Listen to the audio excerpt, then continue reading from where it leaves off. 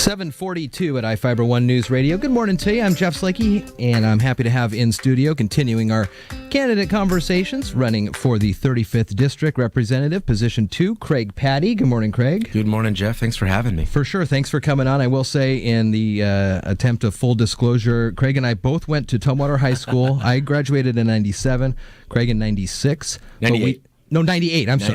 98. Yeah, you're older than me. I'm older than you. So then, but we didn't know each other in high school. So I just wanted to make sure that was out there in case anybody decides to put those pieces together. So Craig, thanks for coming in. We were going to have a forum, but the weather kind of got in the way, and so we're inviting everybody to come on the morning show and talk with me a little bit. First things first. Why don't you give me your intro? Talk to me a little bit about who you are and why you're running for this position. Yeah. Who I am, kind of sum it up quickly. Husband, father, son, all that good stuff. Mm-hmm. What really got me interested in this part was I was on the North Mason School Board for about a year and a half, right around the time that McCleary decision was introduced to all of us. Mm-hmm.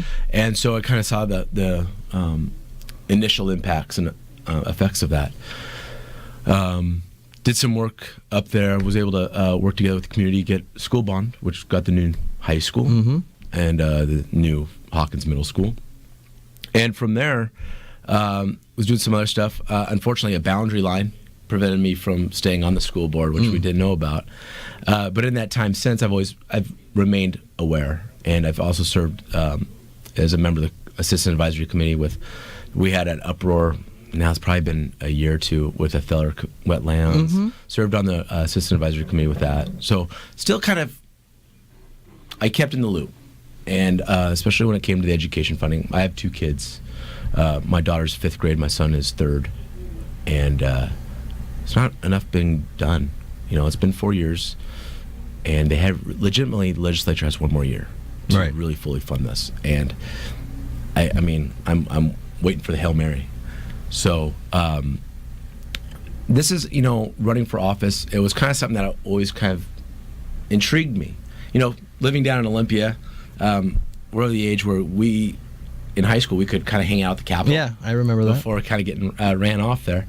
And so, as I like to say, you grew up in the shadow of the dome, and you kind of I always had an interest in it. That's the subjects I always did the best in school.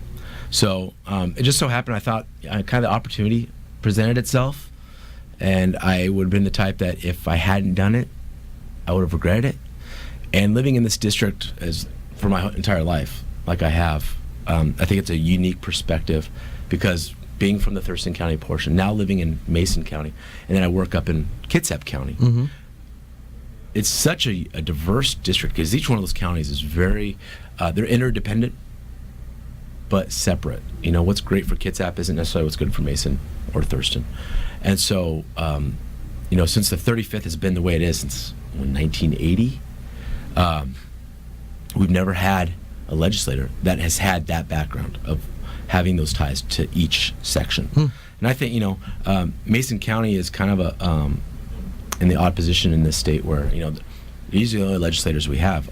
Thurston County has kind of like another contingent. Kitsap has another contingent. So, but all the same, everybody deserves that representation. And how can you really relate to what's going on in Kitsap County unless you have those deep roots there? In Thurston County, unless you know what it is. And so I think it gives me a very unique perspective. It's a genuine commitment. I'm not going anywhere. I love this area. So, that's kind of my story there. You have on your leaflets and flyers out that you're an independent Democrat. Yeah. What does that mean?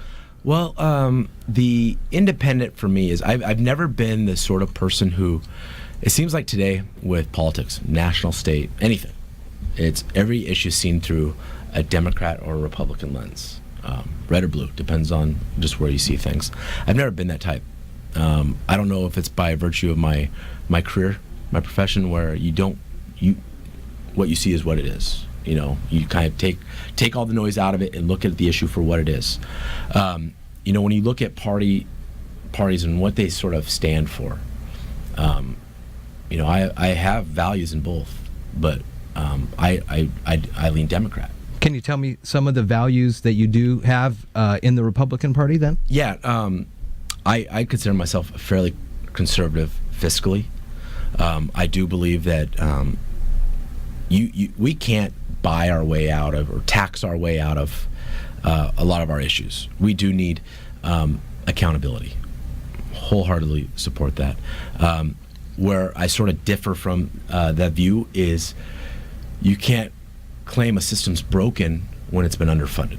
You can't throw it out when you've never given it success or the opportunity to succeed.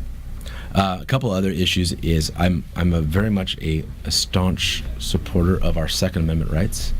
I enjoy going out and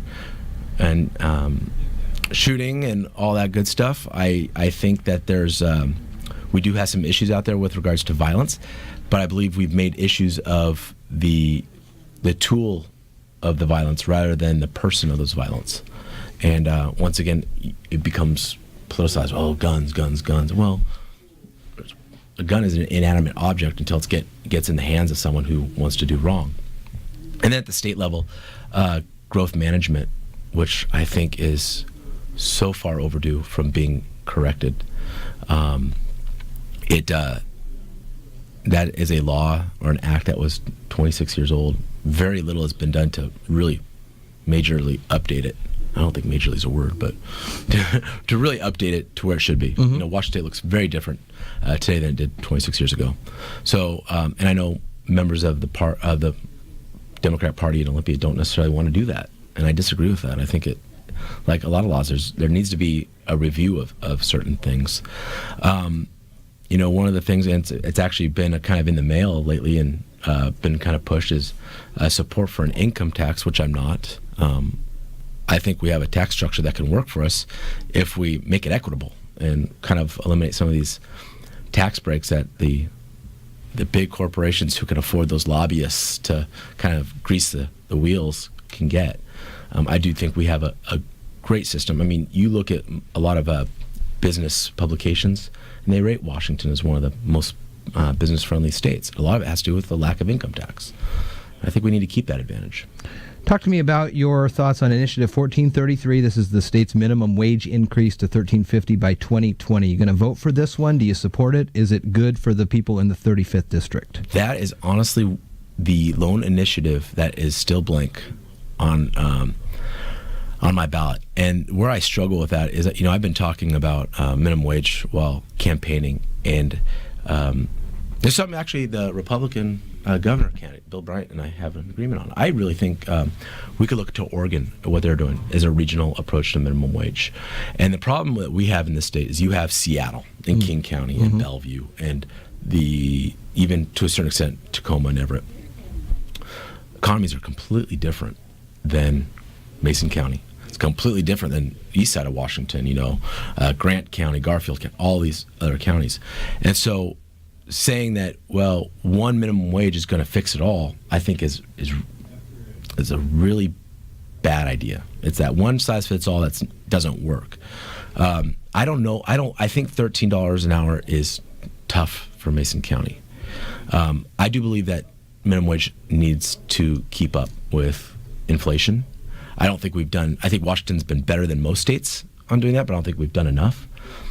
But I can't buy off yet on a statewide minimum wage when we're still arguing about what that number is. I mean, just a few years ago, it was $12. It's been $15 in some places. And so what is it? And I know there's different studies out there saying, well, we could tie it to housing. I think we should, but I think we should do it on a regional level. Put that control back in locals. We need a floor. I absolutely agree.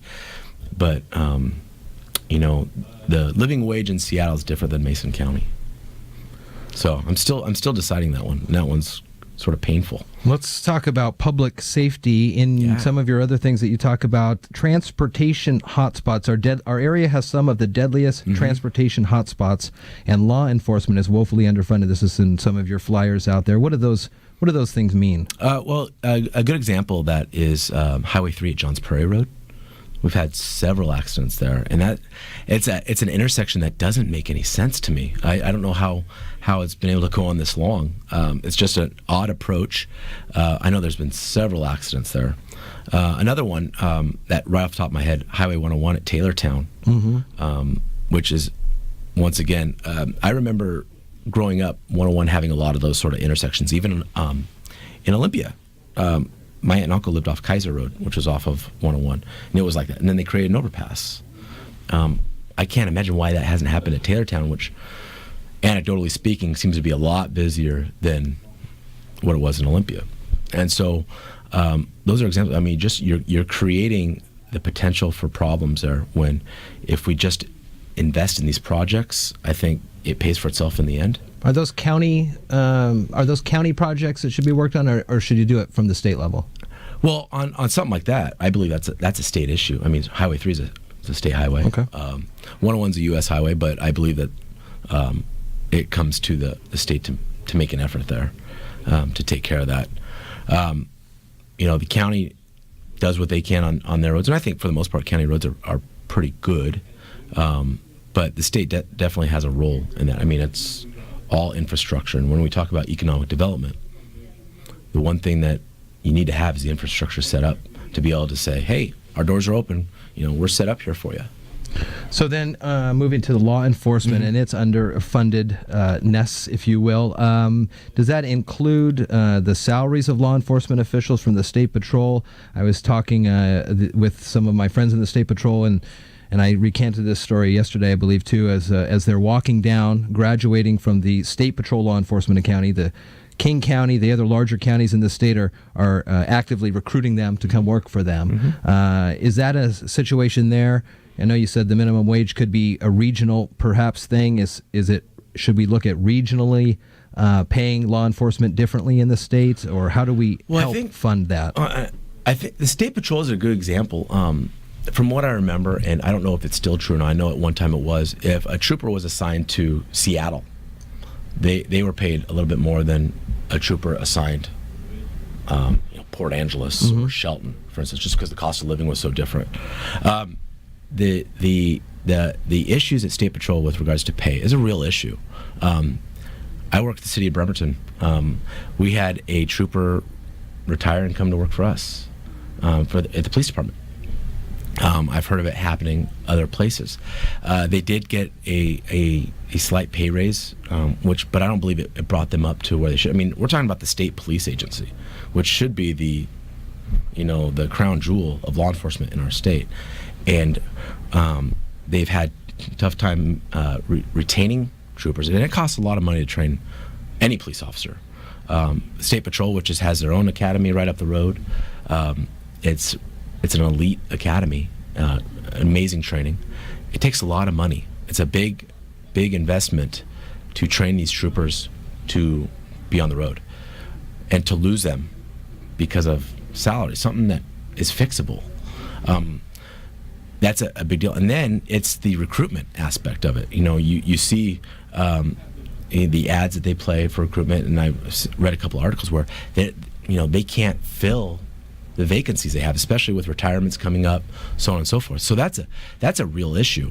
And like I said, it's the state agency. Those guys should be taken care of. And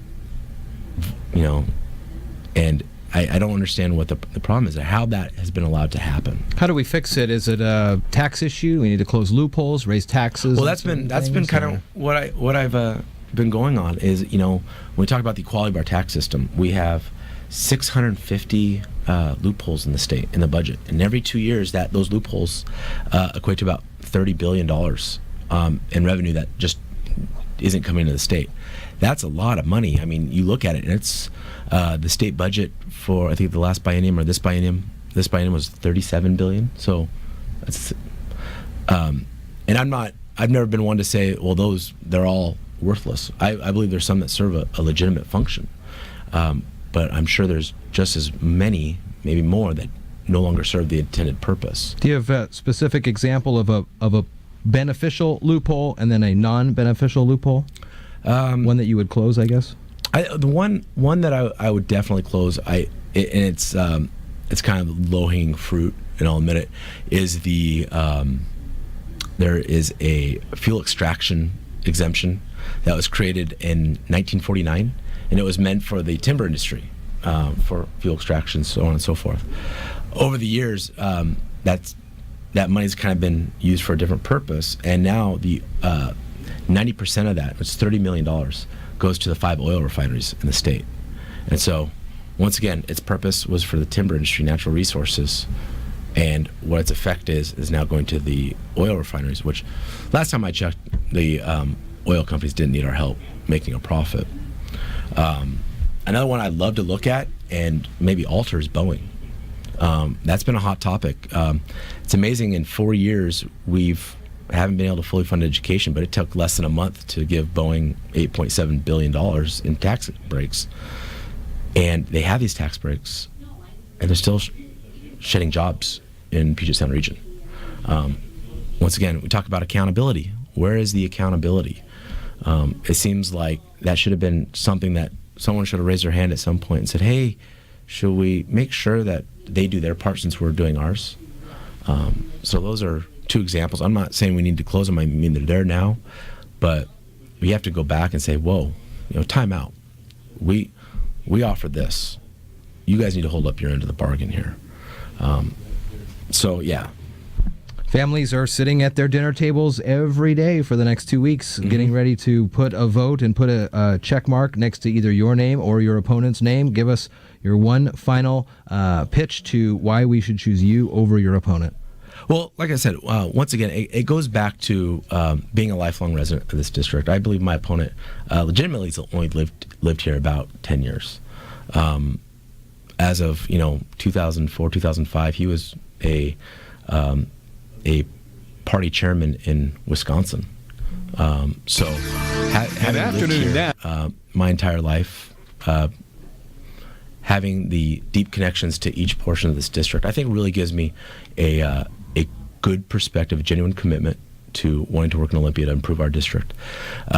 Being a firefighter, mental health is one of those big issues that's coming out now. The state has been found in contempt with mental health funding.